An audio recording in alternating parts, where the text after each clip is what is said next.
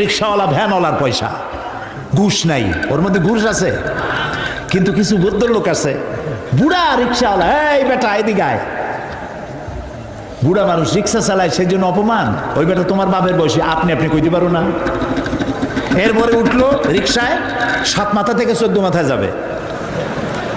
ওখানে যায়া বললো যে ভাড়া কত, সে চাইলো 10 টাকা ভাড়া। আরে বেটা 10 টাকা ভাড়া, রেড বই দেখা। যখন রিক্সার ভাড়া দেয় তখন রেড বই দেখার প্রশ্ন ওঠে।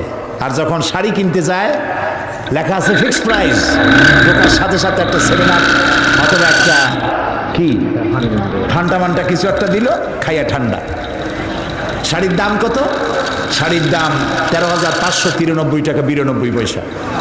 এইখানে রেট কত তার তালাশও করে না, বেশি কথা কইলে ভদ্রতার খেলাপ হবে। ওইটা ঠিক মতো আনতে পারে, কিন্তু রিক্সাওয়ালার মাথার ঘাম ফেলানো পয়সা নিয়ে তার সাথে ঝগড়া করে, তর্ক করে। এটা ঠিক নয়। সহস্তে যে ইনকাম করে, রাসূলুল্লাহ বলছেন আল কাসিবু হাবিবুল্লাহ, নিজের হাতে যে কামাই করে সে আল্লাহর বন্ধু। মুমিন ব্যক্তির চোখের চাহনি ইবাদত। আপনি আমি যে দেখি, এই দেখাটাও ইবাদত। কি রকম? আল্লাহ যা দেখতে নিষেধ করেছেন তা যদি না দেখি। নবীজি বলেছেন কোন সন্তান যদি তার মা বাপের দিকে রহমতের নজরে, ভালোবাসার নজরে যদি তাকায়, আল্লাহ রাব্বুল আলামিন তার আমলনামায় একটি নফল হজের সওয়াব লিখে দেন। সাহাবীরা জিজ্ঞেস করলেন, ইয়া রাসূলুল্লাহ, যদি কোনো সন্তান তার মা বাপের দিকে দৈনিক 100 বার তাকায় তো কি হবে?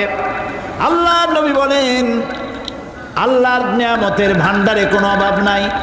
কোনো বান্দা যদি তার মা বাপের দিকে দৈনিক 100 বার তাকায়, আল্লাহ রাব্বুল আলামিন তার আমলনামায় 100টা কবুল নফল হজের সওয়াব দিয়ে দিবেন। তা আপনার আমার চোখের চাহনি ইবাদতের মধ্যে শামিল। আপনি ব্যবসা করবেন, এটা ইবাদত। ফজরের নামাজ পড়ে দোকানে চলে যান, তারপরে দোকান বিসমিল্লাহ বলে দোকান খোলেন, বিসমিল্লাহ বলে দোকানে বসেন। এরপরে ওজনে কম দেবেন না, খাদ্যে ভেজাল দেবেন না, মিথ্যা কথা কবেন না। আপনি যে ব্যবসাটা করলেন, ওজনে কম দিলেন না, খাদ্যে ভেজাল দিলেন না, মিথ্যা কথা বললেন না, নামাজটা ঠিক মতো পড়লেন, আপনার হাসর হবে মা'আন নাবিয়্যিন ওয়াস সিদ্দিকিন ওয়াস শুহাদা ওয়াস সালিহিন। বুঝেন কথা? যারা নাকি সত্যবাদী ব্যবসায়ী, নবীজি বলেছেন তাদের হাসর হবে নবী, সিদ্দিক, শুহাদা, সালিহিনদের সাথে হাসর নসিব হয়ে যাবে। আল্লাহ আল্লাহ আল্লাহ আল্লাহ আল্লাহ, কি ব্যবসা আমরা করি! টেলিভিশনে দেখতে পেলাম আমরা কি খাই, কি খাচ্ছি। আহারে মুসলমান, রসগোল্লা বানায়। টেলিভিশনে দেখলাম রসগোল্লা বানাবার পদ্ধতি। রসগোল্লা বানাইতে ছানা লাগে, দুধ লাগে, দুধ হইলেই ছানা হয়, যত দুধ তত ছানা। এত ছানা এত দুধ পাবে কই? এত পয়সা খরচ করার সময় নেই। দুধ জাল দিয়া গরম করে দুধের মধ্যে টয়লেট পেপার ছাড়িয়ে দিয়া দ্রুত টয়লেট পেপার গলে গেল, ছানা হয়ে গেল, ওর মধ্যে চিনি দিয়ে গোল গোল বানাই দিল, খাও জম্মের খাওয়া। যত কেক খান অধিকাংশ কেকগুলি পচা ডিম দিয়ে তৈরি। ফাস্ট ফুডের চিকেনগুলি যতগুলি কি বলে স্যান্ডউইচ, চিকেন স্যান্ডউইচ মরা মুরগি দিয়ে তৈরি। ইন্না লিল্লাহি ওয়া ইন্না ইলাইহি রাজিউন। এরাও মুসলমান, এরাও মুসলমান। হসপিটালের খানাগুলি পচা ডিম দিয়ে তৈরি করা হচ্ছে, চানাচুরগুলি ট্রেনের পোড়া মোবাইল দিয়ে ভাজা হচ্ছে, নুডলসগুলি পচা আটার ময়দা দিয়ে তৈরি করা হচ্ছে। দেখছেন না এগুলি আপনারা? না আমি বানাই বলতেছি, দেখছেন কি না? ভেজাল খাইতে খাইতে বাংলাদেশের মুসলমানদের পেটে এমন হয়েছে যে পিওর জিনিস খাইলে কলেরা হবে। পেট গেছে ভেজাল পুরু হয়ে, নাউজুবিল্লাহি মিন যালিক। এরপরে এই ভেজাল বিক্রি করিয়া রাসূলুল্লাহ বলেছেন, যে ব্যক্তি খাদ্যদ্রব্যে ভেজাল দেয় সে আমার উম্মত নয়। এখন আপনি হজ করেন, তাহাজ্জুদ পড়ে কপালের চামড়া উঠায় ফেলেন, রাসূলুল্লাহ বলেছেন তুমি আমার উম্মত নও। আল্লাহরে ফাঁকি দেবেন, বেহেশত আপনার মামু বাড়ি। এত সহজ নয়। খাদ্যদ্রব্যে ভেজাল যারা দেয় তারা মানবতার দুশমন, তারা মুসলমান নামের কলঙ্ক। সুতরাং আল্লাহ আবিদুন, ইবাদতকারী, আপনি খাদ্যদ্রব্যে ভেজাল দেবেন না, আপনি মিথ্যা কথা বলবেন না, বাংলাদেশে তৈরি কারা কাপড় জাপানের সিল মারবেন না। আমার দেশের কাপড় কেনার মতো মানসিকতা আমার থাকতে হবে। আমার কাপড় আমার দেশে যেটা তৈরি হয় এটাই ভালো, এই মানসিকতা থাকতে হবে। খালি আমার সোনার বাংলা আমি তোমারে ভালোবাসি এইটুক বললেই হবে না, ভালোবাসার প্রমাণ দিতে হবে, ঠিক কিনা? মিথ্যা কথা কেন বলতেছেন? আবার লাভ করতেছে 200 টাকা 500 টাকা, বলতেছে আল্লাহর কসম 2 টাকাও লাভ করিনি, লাভ করছে 100 টাকা, 2 টাকা লাভ করেনি। এই ধরনের মিথ্যা কথা বলার দরকারটা কি? আপনি বলেন আমি ব্যবসায় লাভ করবো না, তা আমি চলবো কি করে? আপনি কত করতেছেন তা বলার দরকার নেই। আর অতি মুনাফাখুরি, এই যে রমজান মাসে জনমের মতো পেঁয়াজের দাম বাড়লো, আটার দাম বাড়লো, আরো কিসের দাম বাড়লো জনমের মতো। কেন এই দাম বাড়ে? এই জন্য দাম বাড়ে মুসলমানের এইগুলি আগের থেকে কিনে রাখে 2 মাস 3 মাস আগে, রোজাদারদের কষ্ট দেওয়ার জন্য। আরে রোজাদারের মুখের দুর্গন্ধ আল্লাহর কাছে মিস্ক এবং আম্বরের চাইতে পবিত্র। রোজাদারদের জন্য আল্লাহ তাআলা জান্নাতের একটা আলাদা গেট রেখেছেন, যার নাম রায়্যান। এখানে শুধু রোজাদারেরা প্রবেশ করবে। সব রোজাদার যখন এই গেট দিয়ে প্রবেশ করবে, গেট বন্ধ হয়ে যাবে, আর কেউ ঢুকতে পারবে না। রোজাদারদের সাথে আল্লাহ স্পেশাল সাক্ষাৎ দিবেন, সুবহানাল্লাহ। সেই রোজাদার দিয়ে ব্যবসা করো। 2-3 মাস আগের থেকে রোজার আইটেমগুলি কিনে জমা করিয়া তারপরে রোজাদারদের উপরে ব্যবসা করো। তোমার ব্যবসা নিয়ে কোন জাহান্নামে থাকবে দেখবে। মুসলমান কপাল পোড়া, কি এর ইবাদত করে? সুতরাং আপনার ব্যবসা ইবাদত। আপনি জমিন চাষ করতে যাবেন, আপনি চাষি, আপনি উত্তম কাজ করছেন, আপনাকে কৃষক বলে কে ঘৃণা করবে? এই চাষের কাজ সর্বপ্রথম করেছেন আবুল বাশার হযরত আদম আলাইহিস সালাম, নিজ হাতে চাষ করেছেন। যারা হাদিয়া খায়, শুধুমাত্র হাদিয়া দিয়ে জীবন চালায়, কোনো কাজ কাম নাই, খালি হাদিয়ার উপরে নির্ভর আছে, এরকম একজন নবীর নাম শোনান আমার, একজন নবীর নাম শোনান উম্মতের হাদিয়া দিয়ে জীবন চালাইছে। কোন? আমি আপনার কাছে শিখে যাই, একজন নবীও উম্মতের উপরে নির্ভরশীল ছিলেন না। হযরত ইদ্রিস আলাইহিস সালাম দর্জি ছিলেন। দর্জি বোঝেন কি? টেইলর, দর্জি ছিলেন। দাউদ আলাইহিস সালাম কর্মকার ছিলেন, লোহা গুলি দিয়ে অস্ত্র নির্মাণ করতেন, লোহা দিয়ে বিভিন্ন জিনিস তৈরি করতেন। এভাবে করে প্রত্যেক পয়গম্বরের কাজ ছিল। নবী করিম সাল্লাল্লাহু আলাইহি সাল্লাম ব্যবসা করেছেন। অনেক অফিসার আছেন, জোহরের নামাজের সময় ছুটি নিয়ে আসছেন, জোহরের নামাজ পড়লেন, ঠিক আছে পড়ুন জামাতে, সুন্নত পড়লো, নফল পড়লো, এরপরে বসে বসে তাসবিহ টিপতে থাকলেন, জায়েজ নাই। যেহেতু আপনি সরকারের একজন কর্মচারী, আপনি ফরজ এবং সুন্নত পড়ার এখতিয়ার আছে।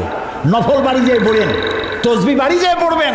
গভর্নমেন্টের নির্ধারিত সময় যে আপনি ইবাদতের মধ্যে, জিকির আজগারের মধ্যে নষ্ট করলেন, বেতন নেবেন। হালাল হবে না বেতন, এর নাম ইসলাম, বাস্তব ধর্মী ইসলাম। আপনার রুজি হালাল হতে হবে। সুতরাং আপনি চাষ করতে যাবেন, আপনি যতক্ষণ ময়দানে চাষ করতে থাকবেন, আপনার নামায় আমলে সব লেখা হইতেই থাকবে। সেটাও সর্বনাশ আমরা করছি।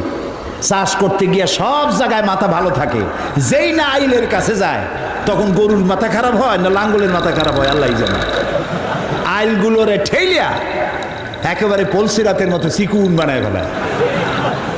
আচ্ছা ভাই বলেন তো, মাটিকে আপনি খাইতে পারবেন? বরং মাটি আমাদের খাবে। চাওয়ার কোনো শেষ নাই, পাওয়ারও শেষ নাই, আরো চাই, আরো চাই, আরো চাই। আল্লাহর নবী বলেন, লাউ কানা লি ইবনি আদামা ওয়াদিম মিন যাহাবিন লাহাব্বা ইয়াকুনা লাহু সানিন। কোন বান্দাকে যদি একটি মাঠ ভরে স্বর্ণ দেওয়া হয়, সে বলবে আল্লাহ আমারে আরো একটা মাঠ ভরে যদি স্বর্ণ দেওয়া হতো। আল্লাহর নবী বলেন, ওয়ালা ইয়ামলাউ জাওফা ইবনু আদামা ইল্লা তুরাব। মানুষের পেট কবরের মাটি ছাড়া কোনো জিনিস দিয়ে ভরবে না। দেখছেন, এমপি হইলে কয় আহারে মন্ত্রী যদি হইতে পারতাম। একটা গাড়ির মালিক আহারে যদি আরো 8টা 10টা গাড়ি হইতো। একটা হোটেলের মালিক, আর যদি 5টা হইতো। ইবাদত মানে শুধু নামাজ রোজা না। আল্লাহ তাআলা বলছেন, মা খালাকতুল জিন্না ওয়াল ইনসা ইল্লা লিয়াবুদুন, ইবাদত ছাড়া তৈরি করি নেই। যদি নামাজ রোজা হজ যাকাতই শুধু ইবাদত হয়, তাহলে তো সব কাম কাজ ফালাইয়া মসজিদে বসে থাকা লাগবে। ইবাদতের ব্যাপক অর্থ রয়েছে, জানতে হবে, বুঝতে হবে ইবাদত কারে কয়।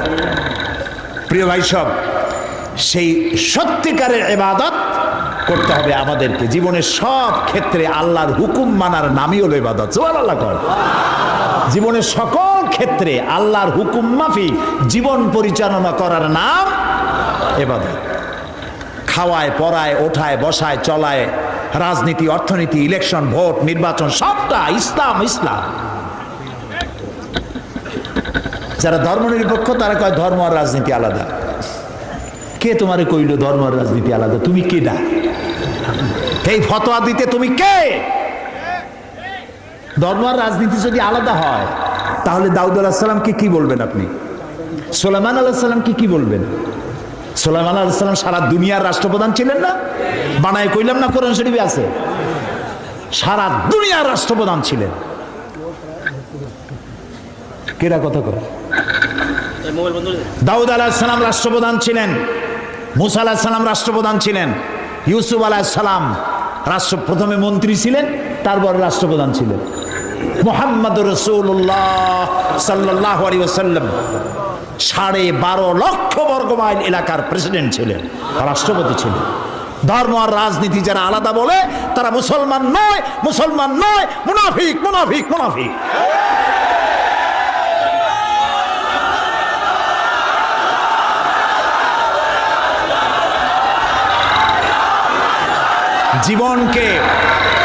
জীবনকে আমরা দ্বিধা বিভক্ত করতে পারি না। জীবনকে দুইটা ভাগ করার এখতিয়ার আমাদেরকে দেওয়া হয় নাই। জীবন একমুখী হবে, আল্লাহমুখী হতে হবে। আল্লাহ যা বলেছেন, রসুল যা করেছেন তাই আমাকে করতে হবে। বলুন, রসুল্লাহ প্রেসিডেন্ট ছিলেন না? রসুল্লাহ সেনাপতি ছিলেন না? রসুল্লাহ শ্রমিক ছিলেন না? রসুল্লাহ রসুল্লাহ নানা ছিলেন না? স্বামী ছিলেন না? আমার জীবন, আপনার জীবনের এমন কোন দিক আছে যেদিকে তিনি আদর্শ হিসাবে নাই? সুতরাং ধর্মনিরপেক্ষ মতবাদের স্রষ্টা হচ্ছে শয়তান। ধর্মনিরপেক্ষ মতবাদের স্রষ্টা কে? চিল্লায় বলো। আর ইসলামের স্রষ্টা কে? আল্লাহ, আল্লাহ, আল্লাহ। এই জন্য একজন মুসলমান কোন অবস্থাতে ধর্মনিরপেক্ষ হতে পারে না। আমি মুসলমান, আমাকে ধর্মের পক্ষে থাকতে হবে। হিন্দু ধর্মের পক্ষে থাকতে হবে, খ্রিস্টান ধর্মের পক্ষে থাকতে হবে। একবার পার্লামেন্টে ঢুকতেছিলাম, ধর্মনিরপেক্ষবাদীদের একজন মুরব্বী, দাড়ি পাকা, আজ তিনি বেঁচে নাই, তার সঙ্গে একসঙ্গে হাঁটতেছিলাম। বললাম, ভাই আপনাদের সাথে তো আমাদের কোনো জমি জমা নিয়ে মামলা মোকদ্দমা নাই, আপনিও আমার পাকা ধানে মই দেন নাই, আমিও আপনার হালের গরু পিটাই মারিনি, কোনো শত্রুতা নাই। শুধু যদি এই ধর্মনিরপেক্ষতা বাদ দিতে পারতেন, আপনাদের সাথে আমাদের তো কোনো সমস্যা নাই। কয় যে ধর্মনিরপেক্ষ বাদ দেবো কেন? আল্লাহ নিজেই তো ধর্মনিরপেক্ষ। কইলাম, আস্তাগফিরুল্লাহিল আযীম। আয় আয়, কয় কি? আল্লাহর চাইতে ধর্মের পক্ষে আছে কেডা? আল্লাহ তো নিজেই বলেছেন, ইন্নাদ-দীন ইনদাল্লাহিল ইসলাম। আমার কাছে কেবলমাত্র, একমাত্র, ওয়ানলি ওয়ান পছন্দনীয় মনোনীত জীবন ব্যবস্থার নাম ইসলাম, ইসলাম, ইসলাম। তো আল্লাহর চাইতে ধর্মের পক্ষে আর কে আছে? কি উল্টা বুঝলো! হায় হায় রে, মারা গেছে লোকটা, এখন কি নিরপেক্ষ হইতেছে আল্লাহই জানে। প্রিয় ভাই সব, বুঝে শুনে কাম করেন। চিরকাল আমরা এখানে থাকবো না, বিদায় হইতে হবে এবং আল্লাহর কাছে আমাদেরকে উঠতে হবে। এই জন্য যে যত বক্তৃতা করুক আর যাই কিছু করুক না কেন, আপনি পরকালের চিন্তা করবেন। এমন কাজ করা যাবে না যা আল্লাহ রাজি নাই। ধর্মনিরপেক্ষ মতবাদ মুসলমানের জন্য গ্রহণ করা জায়েজ নাই, জায়েজ নাই, জায়েজ নাই। এটি দুই নম্বর হচ্ছে আল আবিদুন, ইবাদতকারী। জীবনের সকল ক্ষেত্রে ইবাদত করতে হবে কার? আল্লাহ তাআলা। আল্লাহর ইবাদত দিয়ে যেন আমরা জীবন চালাইতে পারি, আল্লাহ যেন তৌফিক দান করে দেন। এবং এই ইবাদত আমাদের করতে হবে মৃত্যু পর্যন্ত। কতক্ষণ?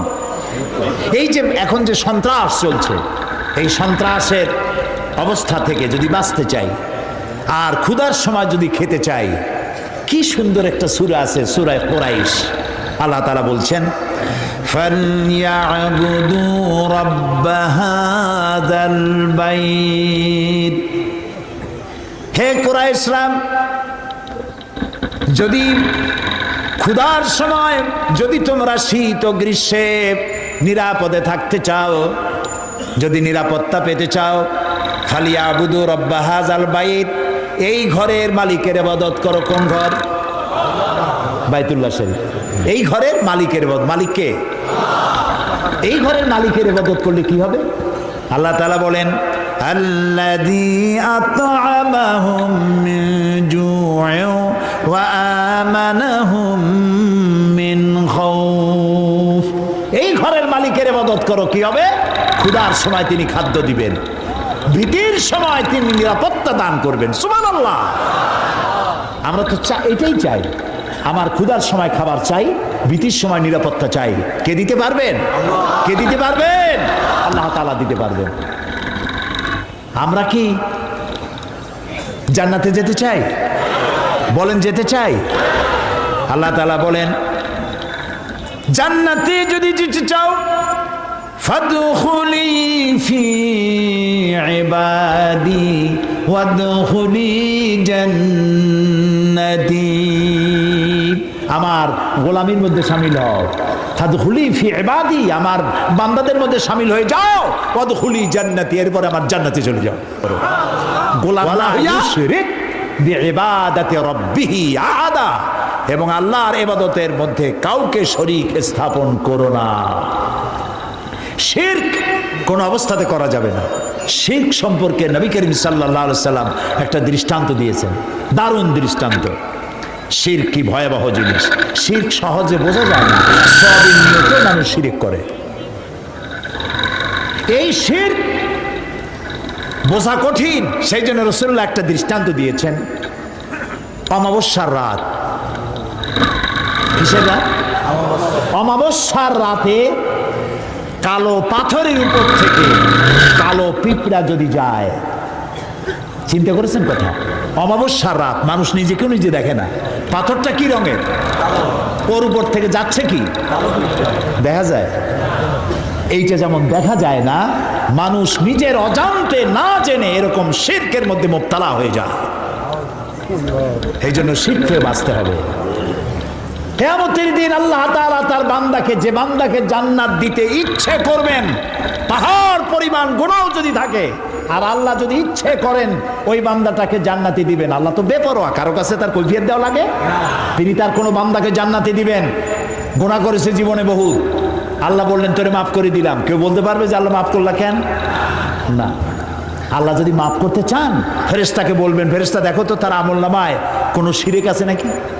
কোন শিরক যদি না থাকে, রিপোর্ট যদি হয়, আল্লাহ বলবেন মাফ করে দিলাম, যাও আমার জান্নাতে।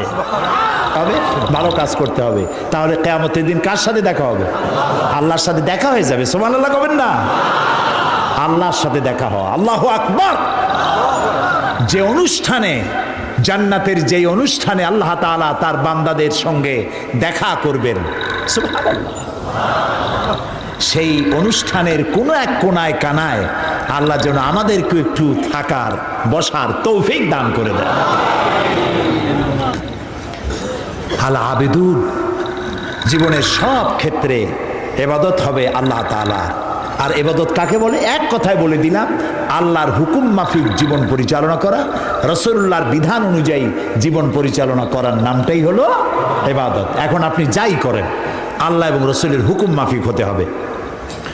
3 নম্বরে বলা হয়েছে আল হামিদুন, প্রশংসাকারী। কার প্রশংসা? বলেন সবাই। আল হামিদুন, প্রশংসাকারী। 1 নম্বরে কি বলছিলাম? তওবাকারী। 2 নম্বরে কি বললাম? ইবাদতকারী। 3 নম্বরে প্রশংসাকারী। প্রশংসা কার হবে? আল্লাহর। আল্লাহ আল্লাহ আল্লাহ আল্লাহ, তিনি ছাড়া প্রশংসা কারো হতে পারে না। আল্লাহ তাআলা কোরআনে শুরুই করেছেন নিজের প্রশংসা দিয়ে। সুবহানাল্লাহ। আলহামদুলিল্লাহি রাব্বিল আলামিন। পড়েন সবাই, আলহামদুলিল্লাহি রাব্বিল আলামিন। সমস্ত প্রশংসা, যাবতীয় প্রশংসা আল্লাহর জন্য। তার প্রশংসা করব না তো কার প্রশংসা করব? কোন হুজুর ফু দিয়া গ্লাস ফাটাইলো, কোন হুজুরে বাংলাদেশে বসে মক্কা শরীফের কুত্তা খেদাইলো, পুকুরে আগুন জ্বালাই দিল, ওগুলো আমার জানার দরকার নেই। এই প্রশংসা করার কোনো দরকার নেই। প্রশংসা করবো আল্লাহ এবং তার রাসূলের। সুবহানাল্লাহ, এটাই মোমেনের কাজ। আল্লাহর প্রশংসা করতে করতে জীবনটা শেষ হয়ে যাবে মোমেনের। সর্বক্ষেত্রে আল্লাহর প্রশংসা, কোনটার প্রশংসা করে শেষ করতে পারবেন? এই যে দুইটা চোখ আল্লাহ দান করলেন, এই দুইটা চোখের প্রশংসা করে শেষ করতে পারবেন? আরে এই চোখ দুইটা যদি না থাকতো আমি আমার মায়েরে দেখতাম না। এই একটা জিহ্বা টেস্ট মেশিন, দেখছেন কত রকমের টেস্ট একটা জিহ্বায়। পালং শাক, পুঁই শাক, লাল শাক, কলর শাক, মোটর শাক, এক একটার এক একটা মজা আলাদা পান না একরকম? রসগোল্লার মজা একরকম, জিলিপির মজা আর এক রকম, ছানারটা আর এক রকম, চমচম আর এক রকম, পুঁটি মাছ একরকম, কই মাছ আর এক রকম, ইলশা মাছ আর এক রকম, ঠিক কিনা? মুরগির গোস্ত একরকম, গরুর গোস্ত আর এক রকম। হাজার খাদ্যের টেস্ট একটা জিহ্বা দিয়া। সুবহানাল্লাহ। সেই জিহ্বা 32টা শত্রুর মধ্যে থাকে। কটা শত্রু? আর এই জিহ্বা দাঁতের প্রতি কত দরদ তার। কোনো জায়গায় কোনো একটা কিছু ঢুকলে জিহ্বা ওইটা নিয়ে গুতোগুতি করতেই থাকে বাইর করার জন্য। এত রহমত করে, দয়া করে সে দাঁতের প্রতি, আর সেই দাঁত সুযোগ পাইলেই একটা মেরে দেয়। দেখছেন অবস্থা? আল্লাহ তাআলা এমন সুন্দর জিহ্বা দিলেন, আহারে শুকর আদায় করে কুল পাওয়া যাবে। এই জিহ্বাটা আল্লাহ আবার ভিজা ভিজা রাখছেন। এটা যদি শুকনা, মাঝে মাঝে শুকনা হয়ে যায় না, কথা বলা যায়? যায় না, আল্লাহ ভিজাই রাখছে। সুবহানাল্লাহ। আল্লাহর প্রশংসা করেন। আল্লাহ কয় প্রশংসা করো, আমি তোমারে বাড়ায় দেব। লাইন শাকারতুম লাযীদান্নাকুম ওয়া লাইন কাফারতুম ইন্না আযাবী লাশাদীদ। আমার নিয়ামতের শুকর যদি আদায় করো, আমি নিয়ামত বাড়ায় দেব, আমি তোমাকে বৃদ্ধি করে দেব নিয়ামত। আর যদি শুকর আদায় না করো, আমি তোমারে শাস্তি দেব। লাইন শাকারতুম লাযীদান্নাকুম, শুকর আদায় করলে বাড়ায় দেব। কি বাড়ায় দেব? না, শুকর যদি আদায় করো বাড়ায় দেব। কি বাড়ায় দেব? না, শুকর যদি আদায় করো শুকরিয়া আদায়ের শক্তি আরো বেশি করে বাড়ায় দেব। নিয়ামত তো দিছি, শুকর আদায় করো, শুকর আদায় করার শক্তি আরো বাড়ায় দেব। তুমি যত শুকর আদায় করবা, আমি তোমার উপর রাজি খুশি হয়ে যাব। সুবহানাল্লাহ। আমি যদি আল্লাহর জিকির করি এইখানে বসিয়া, আমরা বগুড়ার ঈদগাহ মাঠে এইখানে আল্লাহর কতগুলো বান্দাবান্দি একত্রিত হয়ে আল্লাহর জিকির আজগার করতেছি। আল্লাহ কয় ফাজকুরুনি আজকুরুকুম, তুমি আমার জিকির করো, আমি তোমার জিকির করব। তো আমার জিকির আর আল্লাহর জিকিরের মধ্যে পার্থক্য আছে না? আমরা জিকির করতেছি মাটির দুনিয়ায় বসিয়া, এইখানে কিছু লোক আল্লাহর জিকির করছে। আল্লাহ কয় তুই যদি আমার জিকির করিস, আমি জিকির করব আরশে আজিমে ফেরেশতাদের সাথে নিয়া। সুবহানাল্লাহ। ফাজকুরুনি বিল ইস্তিগফার আযকুরুনি বিল মাগফিরা আযকুরুকুম বিল মাগফিরা। তুমি আমাকে ইস্তিগফারের সাথে স্মরণ করো, আমি তোমারে ক্ষমা করার দিয়া তোমারে স্মরণ করব। সুবহানাল্লাহ। আল হামিদুন, আল্লাহর প্রশংসা করিয়া, আল্লাহর যদি প্রশংসা করি তাহলে আল্লাহর লাভ আছে কিছু? না, আল্লাহর লাভ নাই। কারণ আল্লাহর লাভ হইতো যে আমরা যত প্রশংসা করব আল্লাহর পজিশন তত বাড়তে থাকবে। এরকম হবে নাকি? আল্লাহর মর্যাদা যে ডিগ্রিতে আছে, আপনি আমি সারা পৃথিবীর মানুষ আল্লাহর জিকির ফিকির হামদ করে আল্লাহর ওই পজিশন থেকে 1 ডিগ্রি উপরে উঠাইতে পারবো না। আর সারা পৃথিবীর মানুষ যদি আল্লাহকে অস্বীকার করে, শুকরিয়া প্রশংসা যদি না করে, যে পজিশনে তিনি আছেন তার থেকে 1 ডিগ্রি নিচেও নামবে না। তাহলে এই শুকর আদায় করায়, প্রশংসা করায়, তাসবিহ পড়ায় আল্লাহর কোনো লাভ নাই। লাভ কার? বলেন আমার, বলেন আমার লাভ। আমি যত শুকর করব, জিকির করব, আল্লাহ তত আমার মর্যাদা বাড়াই দিবেন। সুবহানাল্লাহ, সুবহানাল্লাহ। এই জন্য প্রশংসা হবে কেবলমাত্র কার? আল্লাহ তাআলার প্রশংসা করতে হবে। সুবহানাল্লাহ। এই যে গাছপালা দেখতে পান চতুর্দিকে, এই গাছগুলি কার জিকির করে? বাতাস তার শনশন রবে, পাখিগুলি তার কলো কাকলিতে, নদীগুলি তার কুলুকুলু নাদে, গাছের পাতাগুলি তার মর্মর রবে। যত ধরনের শব্দ আমরা শুনতে পাই, সমস্ত শব্দগুলি কোনো শব্দ নয়, ওর থেকে তারা আল্লাহর তাসবিহ পড়ে। সুবহানাল্লাহ, আল্লাহু আকবার, আলহামদুলিল্লাহ তাসবিহ তারা পড়তে থাকে। ওয়ালাকিন লা তাফকাহুনা তাসবিহাহুম, ওদের তাসবিহ তোমরা বুঝতে পারো না। ওরা সব সময় সবাই আমার জিকির করছে, তাসবিহ পড়ছে। আল হামিদুন, সুতরাং তুমি আমার প্রশংসা করো, শুকরিয়া আদায় করো, তাহলে আমি তোমার নিয়ামত বাড়ায় দেব। প্রিয় ভাই সব, আল্লাহর এই নিয়ামতের শুকর আমরা যেন জীবনের সব ক্ষেত্রে করতে পারি, এ তৌফিক যেন আল্লাহ আমাদেরকে দান করে দেন। আমরা বলি আমিন। মুমিন ব্যক্তিদের জন্য 8টা কোয়ালিটি থাকতে হবে। 8টি কোয়ালিটি হলেই পরিপূর্ণ মুমিন হবে। কয়টা কোয়ালিটি? আজকে আমি 3টা কোয়ালিটির কথা আপনাদের সামনে বললাম, বাকি কোয়ালিটিগুলির কথা আগামীকাল বলবো ইনশাআল্লাহ, এবং কালকে সার নামাজের পরেই আমি শুরু করব ইনশাআল্লাহ, যাতে করে একটু বেশি সময় নিয়ে আমরা এই কোয়ালিটিগুলি শুনতে পারি। আল্লাহ যেন তৌফিক দেন, বলি আমিন। এখন মোনাজাত হবে, দাঁড়ানো ভাইরা বসেন, যত লোক দাঁড়ানো আছেন সব যার যার জায়গায় বসে পড়েন, মোনাজাতে অংশ নেন, কেউ দাঁড়িয়ে থাকবেন না, সবাই বসেন। মাহফিলের মাঝখানে, মাহফিলের পাশে দাঁড়ানো ভাইদের বসতে বলছি, হাঁটতে বলি নাই। আর মোনাজাতের কথা শুনে যদি কেউ হাঁটে, তাকে চিন্তা করা দরকার আল্লাহর ফেরেশতাদের ক্যামেরায় আপনার ছবি কিভাবে উঠবে। জি, শুনতেছেন আমার কথা? মোনাজাতের কথা শুনে যদি উল্টা কেউ হাঁটে, আল্লাহর ফেরেশতাদের ক্যামেরায় তার ছবিটা উঠবে কিভাবে? মোনাজাতকে বর্জন করে আবার টার্ন করছেন। আল্লাহ রক্ষা করুন সকলকে, আমরা বলি আমিন। মোনাজাত কার কাছে? আল্লাহর কাছে। আমি বড় জোর 1-1.5 ঘন্টা কথা বলবো, এর বেশি নয়। সেই জন্য আপনার স্ত্রী, আপনার মেয়ে, আপনার বোন, আপনার মা, সকলে আপনাদের মেয়েদেরকে এখানে পৌঁছায় দিবেন। একটা মা যদি ভালো হয়, একটা সংসার ভালো হয়ে যায়, ঠিক না ভাই? মা বোনদেরকে তাদের তো শোনার কোনো সুযোগ হয় না, মসজিদে যাইতে পারে না। কারা যে দেওয়ালে দেওয়ালে লেখে মহিলাদের মসজিদে যাওয়া হারাম, ঈদগাহ মাঠে যাওয়া হারাম, গণতন্ত্র হারাম, লং মার্চ হারাম, পার্লামেন্ট হারাম, মনে হয় তাদের কাছে একটা কিতাব আছে, কিতাবের নামটা হচ্ছে কিতাবুল হারাম। ওখানে হারাম ছাড়া কিচ্ছু নাই। গণতন্ত্র হারাম যারা বলে, এই জাহেলদেরকে জিজ্ঞেস করতে চাই, ক্ষমতা পরিবর্তনের জন্য গণতন্ত্র না থাকলে পদ্ধতি কি? কেমনে ক্ষমতা যাবে মানুষ? সরকারের পরিবর্তন কিভাবে হবে? সুতরাং আজকের যারা বোমাবাজ, যারা দেওয়ালে দেওয়ালে, রাস্তায় রাস্তায় যারা লেখে গণতন্ত্র হারাম, এই বোমাবাজ ওরাই।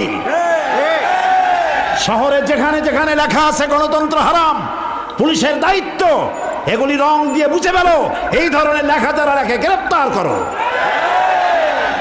এরা জাতির দুশমন। কে তোমাকে শিখিয়েছে লং মার্চ হারাম? কে তোমাকে বলেছে গণতন্ত্র হারাম? কি এর বাইয়েনাত পত্রিকা হাবি যাবি জাহিল, লেখা জানে না, পড়া জানে না, হাবি যাবি রাস্তায় সব জায়গায় লিখে গেছে তাহাজ্জুদের নামাজ জামাতে পড়া হারাম, মেয়ে লোকের ঈদের জামাতে যাওয়া হারাম। আরে বেটা, রাসূলুল্লাহ সাল্লাল্লাহু আলাইহি ওয়াসাল্লাম ঈদের দিন মেয়ে লোকদেরকে ডেকে ডেকে ঈদের ময়দানে নিয়ে যেতেন। মহিলাদের যে অধিকার ইসলাম দিয়েছে, তোমাদের মতো জাহিলরা মেয়েদেরকে সে অধিকার থেকে বঞ্চিত করছে। সুতরাং সতর্ক হতে হবে, দেওয়ালে কারা লেখে, রাতের বেলায় দেখতে হবে কারা লিখতে আসে, গ্রেফতার করো, পিটাইয়া হাত ভেঙে দাও। এ দায়িত্ব আপনাদের না পুলিশের, আপনারা আবার হাত ভাঙতে যান না। আমি আগামীকাল বলবো ইনশাআল্লাহ।